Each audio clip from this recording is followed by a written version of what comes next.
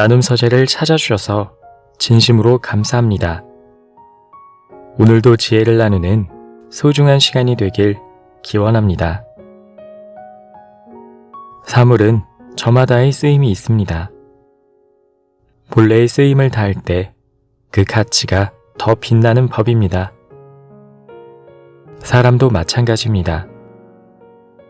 타고난 본성을 깨닫고 그에 따라 사는 것이 물 흐르듯 사는 인생의 비법입니다.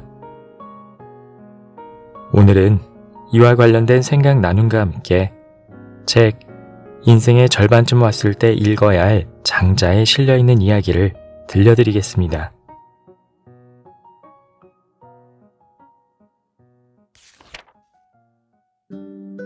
사물에 쓰는 방법이 다릅니다. 해자가 장자에게 말하였다. 위양이 나에게 큰 박씨 하나를 주었소. 내가 그것을 심었더니 자라서 5 섬들이가 되게 컸습니다. 그러나 물을 부었더니 박이 튼튼치 않게 물러서 제대로 들 수가 없기에 그것을 2쪽으로 쪼개어 표주박을 만들었더니 펑퍼짐하기만 해서 아무것도 담을 수가 없었습니다. 그래서 아무리 큰 것이라 할지라도 그것이 소용이 없으므로 나는 그것을 깨뜨려 버렸습니다.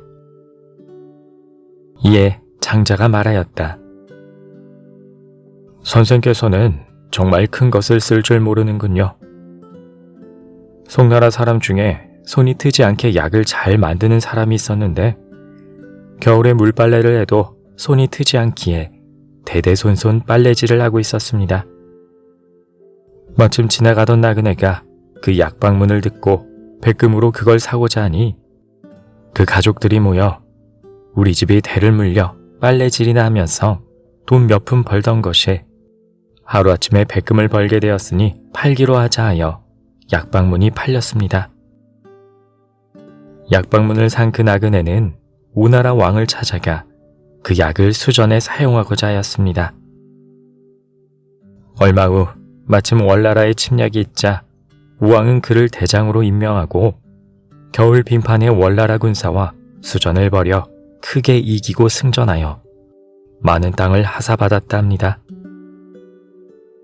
손을 트지 않게 하는 방법은 같은데도 어떤 이는 나라의 땅을 봉해받고 어떤 이는 빨래질을 면치 못했으니 이는 쓰는 방법이 달랐기 때문입니다.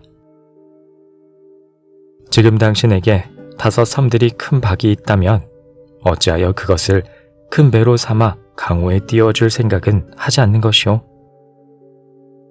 그리고는 조각난 바가지가 펑퍼짐하여 아무것도 담을 수 없는 것만을 걱정했으니 선생의 마음 쓰는 것이 답답하지 않습니까?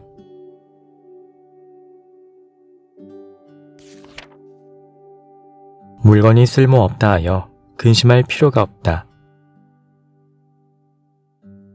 해자가 장자에게 말하였다.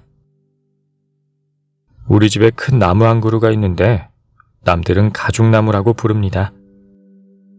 그 줄기엔 옹이가 울퉁불퉁하여 먹줄을 대어 널빤지로 쓸 수 없고 그 가지는 뒤틀려 있어 자를 댈 수도 없을 지경이며 길가에 서 있어도 목수들조차 거들떠 보지 않소. 지금 당신의 말도 크기만 했지 쓸 곳이 없으니 모든 사람들이 상대도 하지 않을 것입니다. 이에 장자가 말하였다.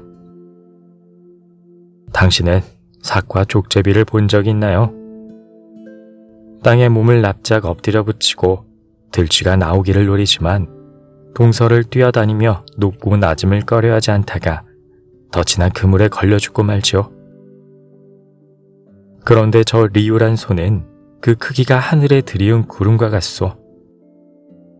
이놈은 큰 일을 할 수 있지만 쥐는 한 마리조차도 잡을 능력이 없단 말입니다. 지금 당신은 그 커다란 나무가 쓸모없음이 덩그러니 서 있는 것만을 걱정하지만 아무것도 없는 고장 광활한 들에다 그것을 심어놓고 때로는 하염없이 그 곁을 거닐다가 또는 그 아래 드러누워 낮잠을 즐겨볼 생각은 안 하는 것이오. 그 나무는 도끼에 일찍 찢기지 않을 것이고 아무것도 그것을 해치지 않을 것이요. 쓸모가 없다고 하여 어찌 근심거리가 된단 말이오.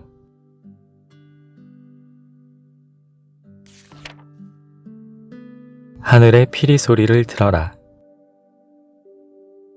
남각자기가 의자에 기대앉아 우두커니 하늘을 우러러 큰 숨을 내쉬는 모습은 그 자신조차도 잃고 있는 듯하였다. 그 옆에 시중 들고 있던 안성자유가 말하였다. 어째서 그러고 계십니까? 그 몸을 고목나무처럼 만드시고 마음은 붉어진 재처럼 보이십니다. 지금 의자에 앉으신 모습은 아까의 모습과는 전혀 다르십니다. 남각자기가 말하였다. 어나 옳게 잘 보았다. 지금 내가 나 자신을 잊었고 내 종전의 생각까지도 잊었었는데 네가 그걸 살필 수 있었느냐? 너는 사람들의 피리 소리는 들었겠지만 땅의 피리 소리는 듣지 못했을 것이다. 내가 땅의 피리 소리를 들었다 하더라도 하늘의 피리 소리는 듣지 못했을 것이다. 자유가 말하였다. 선생님, 그 도리를 가르쳐 주십시오. 남각자기가 말하였다. 물에 대지가 뿜어내는 기운을 바람이라고 말한다. 이것이 일어나지 않으면 그뿐이지만 그 큰 바람이 일기만 하면 지상의 모든 구멍은 성난듯 울부짖으며 소리를 내는데 너 혼자 그 윙윙거리는 소리를 들어보지 못하였느냐?